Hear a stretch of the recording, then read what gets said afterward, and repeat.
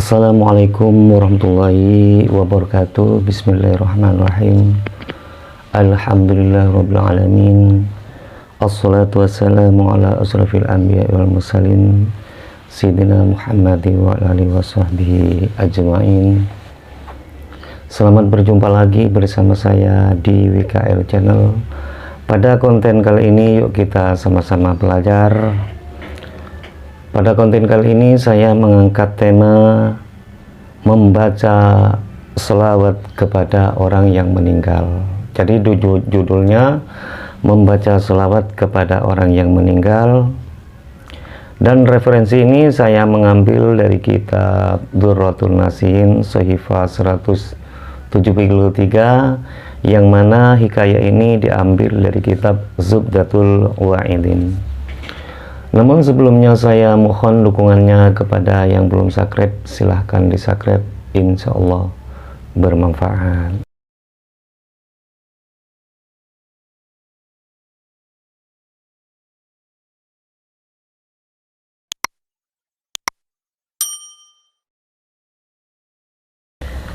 Bismillahirrahmanirrahim. Langsung saja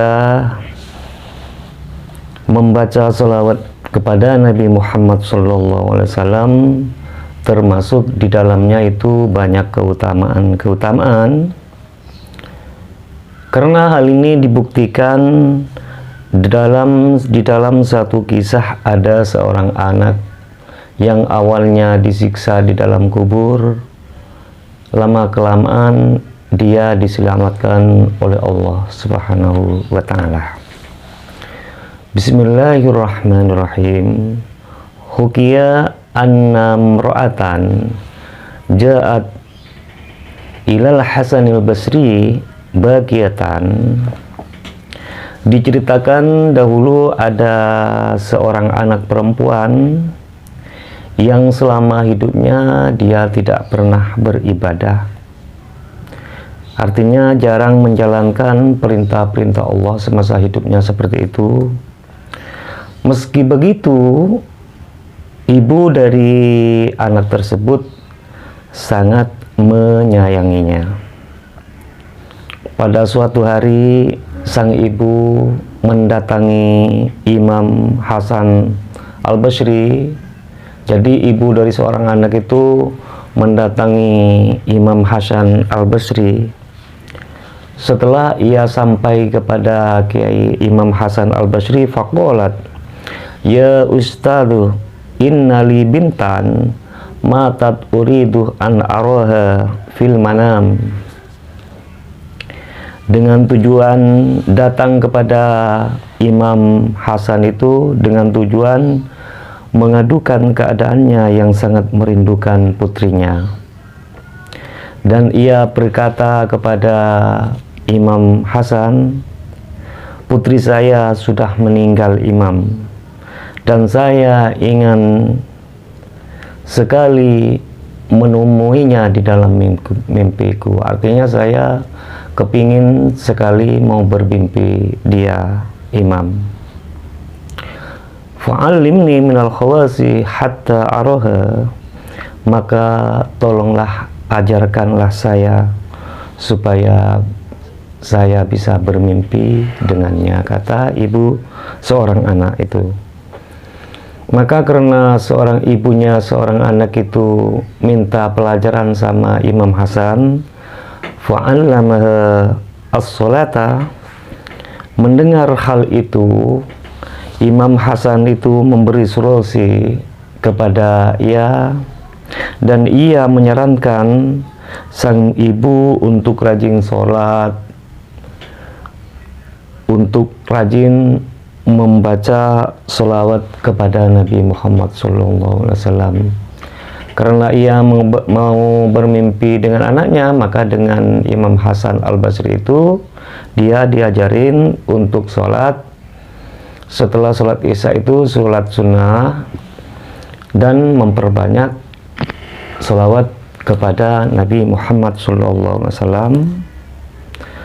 Setelah membaca sholat Fatihah, maksudnya setelah selesai sholat, berbaringlah sambil membaca selawat. Artinya seorang ibu itu setelah selesai sholat sunnah sehabis isya, setelah berbaring dia harus memperbanyak membaca selawat kepada Nabi Muhammad SAW hingga ia tertidur sebanyak-banyaknya mungkin seperti itu. Maka wanita tersebut pun melaksanakan petunjuk dari Imam Hasan dengan baik. Maka hasilnya Faroat bintaha fil manam wa alaiha libasun min qatranin wa fi unuqiha ghillun wa fi rijlaiha qaidun min nar.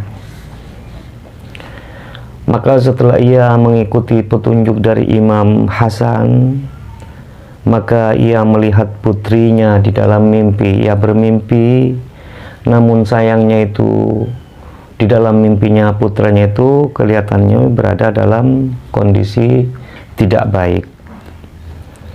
Tidak baik apa? Karena di dalam mimpi putranya itu dengan menjalankan siksaan kubur, dengan menjalankan siksa kubur, sehingga tubuh dirantai dan dibelenggu seperti itu. Na'udzubillah min dzalik. Jadi dalam mimpinya anak si perempuan itu di dalam siksa Allah, siksa kubur, yang mana badannya itu dibelenggu, siksa seperti itu. Maka setelah ia bermimpi seperti itu, mimpi yang tidak mengenakan bahwa anaknya itu tersiksa di dalam kubur, faliyas tayqadat waja'at ilal Hasanil Basri baqiyatan wa wasafat ma ra'athu. Setelah itu sang ibu pun datang lagi kepada Imam Hasan Al-Basri, dan datangnya ia menangis dan ia menceritakan hal yang sebenarnya, bahwa ia bermimpi di dalam mimpinya anak tersebut di dalam siksa Allah sehingga tubuhnya penuh dengan rantai dari neraka seperti itu. Maka setelah Imam Basri mendengar cerita dari ibu anak tersebut, fabakal Hasanu wa ashabuhu. Mendengar hal itu, Imam Hasan Al-Basri beserta sahabatnya menjadi muram karena sedih sampai ia menangis seperti itu. Dan selanjutnya beliau menyarankan kepada ibunya, banyaklah bersedekah Anda dan bacalah selawat kepada putranya itu, diperbanyak membaca selawat, kirimkan kepada putranya seperti itu. Summa muddatun, kemudian setelah waktu itu sudah berlalu, sudah berhari-hari, fara'al Hasanul Basri fil manam annaha fil jannati ala saririn wa ala ra'siha taju yudhi'u ma bainal masyriqi wal maghribi. Hingga lama-kelamaan pada suatu malam Imam Hasan bermimpi anak perempuan tersebut, yang mana anak perempuan tersebut berada di sebuah taman surga, yang mana di taman itu terdapat singgasana yang diduduki oleh gadis cantik yang mengenakan mahkota yang berkilauan dari cahaya. Maka setelah lain hari Imam Hasan Al-Basri itu bermimpi melihat anak perempuan itu melihat ada di telaga surga, di taman surga, yang mana ia berkilauan dengan cahaya seperti itu, dan ia sedang duduk di singgasana yang ada di surga. Faqalat ya ustadu ata'rifuni. Maka di dalam mimpinya gadis itu menyapa Imam Hasan, wahai Imam Hasan, apakah Anda tidak kenal kepada saya, kepadaku? Faqalah rahimahullahu la. Kemudian Karena ditanya, Imam Hasan Al-Basri itu mengatakan, tidak, saya tidak kenal dengan engkau. Siapa engkau itu? Faqalat ana bintu tilkal mar'ati alladhi 'allamtaha sholata. Si gadis itu menjawab, aku adalah putri dari seorang perempuan yang berajar sholat kepada engkau, Imam. Faqala al-Hasanu rahimahullah ta'ala, bi ayyi sababin nilti hadzal manzilah. Lah, kata, kalau saya dengar dari berita ibunya, dari berita dari ibunya, engkau itu adalah di dalam ketidakenakan, bahwa Anda tersiksa di dalam kubur. Kok sekarang Anda mendapat hal seperti ini? Anda berada di taman surga, kata Imam Hasan Al-Basri. Mendengar hal itu, Imam Hasan terheran-heran sambil tidak percaya. Kemudian ia bertanya, tapi ibumu menggambarkan kepadaku kondisimu tidak seperti ini. Kau sebelumnya tersiksa. Kemudian Imam Hasan itu dengan sebab bertanya, dengan sebab apa Anda mendapat nikmat yang seperti ini? Coba kasih tahu, beritahu kepada saya, kata Imam Hasan. Faqalat ya sayhu marrah bimaqbaratina rajulun yusalli fasalla ala nabi sallallahu alaihi wasallam marratan wa ja'ala thawabaha lana. Gadis itu menjawab kepada Imam Hasan Al-Basri, ya Imam, memang aku dulu seperti itu, memang saya tersiksa di dalam kubur. Lalu berkata, apakah kau bisa memperoleh karunia ini? Kata Imam Hasan. Si gadis akhirnya berkisah, dan ia berkata bahwa dahulu ada 70.000 jiwa yang melewati siksa kubur, termasuk dirinya. Jadi di dalam kubur itu berisi, dia yang menuturkan kepada Imam Hasan, katanya lokasi kubur itu berisi 7.000 orang, yang mana orang yang 7.000 itu mendapat siksaan dari Allah Subhanahu wa Ta'ala.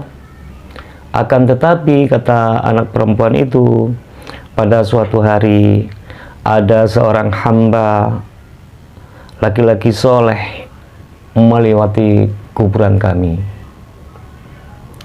Lalu ia membaca sholawat kepada Nabi Muhammad SAW hanya 1 kali saja, katanya. Akan tetapi pahalanya ditunjukkan untuk kami semua. Seperti itu. Kenapa saya bisa selamat di dalam kubur? Kata si perempuan tadi, anak perempuan tadi, dahulu ada seorang laki-laki yang soleh lagi melewati kuburan, kemudian ia membaca sholawat kepada Nabi Muhammad SAW. Kebetulan pahalanya itu diberikan kepada kami, orang-orang yang di dalam kubur. Maka setelah itu, fanudiyah irfa'u anhum bi barakati sholati hadzal rajuli ala Nabi SAW. Maka setelah laki-laki itu mengirimkan pahala sholawat kepada kami, maka diangkatlah siksa kami dengan Allah Subhanahu wa Ta'ala dengan berkah sholawat dari seorang rajul tadi. Allahumma sholli ala sayyidina Muhammad wa ala ali sayyidina Muhammad. Maka dari itulah alangkah baiknya kita semua untuk memperbanyak kiriman doa, untuk memperbanyak kiriman sholawat atau amal lainnya kepada orang yang sudah meninggal, yang diniatkan bagi mereka yang telah meninggal dunia. Insya Allah pahalanya itu akan membantu kepada orang yang sudah meninggal. Jadi intinya kita itu harus memperbanyak bersedekah, kita harus memperbanyak selawat kepada Nabi Muhammad SAW, dan pahalanya dan memperbanyak membaca Al-Quran, yang mana pahalanya itu ditujukan kepada orang-orang yang ada di dalam kubur. Insya Allah doa itu bermanfaat sekali. Itu adalah manfaat dari membaca sholawat dikirimkan kepada orang yang sudah meninggal.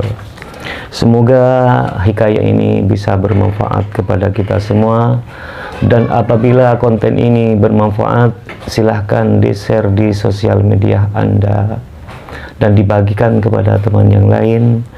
Semoga dapat manfaatnya, dan tunggu saja episode selanjutnya.